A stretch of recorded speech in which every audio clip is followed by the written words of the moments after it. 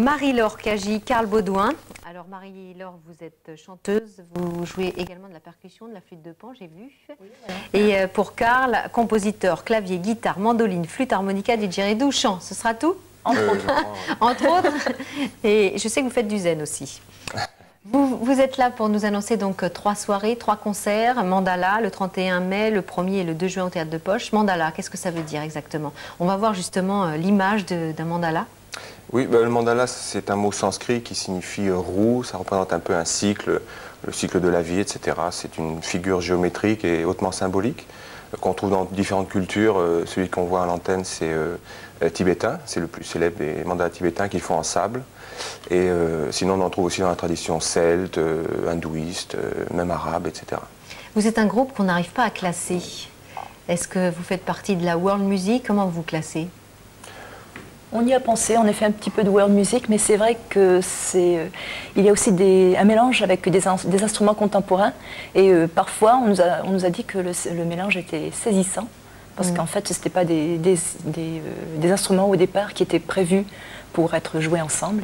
Combien de personnes sur scène? On peut les présenter, celles qui ne sont pas là aussi? Oui, on est 4, donc Marie-Laure, moi-même, et puis le batteur Bernard Talon, et le Gaël Allais, dit Gaël le pirate, aux bombardes, flûte, beaucoup d'instruments avant, saxophone également. C'est un talabardeur. Talabardeur, ça s'appelle. Ça se dit talabardeur. Celui qui joue de la bombarde est un talabardeur. Voilà, on l'appelait bombardier au départ, mais non, ça n'a pas marché. Il n'a pas aimé. On va confondre avec les motos. Alors le programme de ces 3 soirées, est-ce qu'on peut découvrir un petit peu une partie?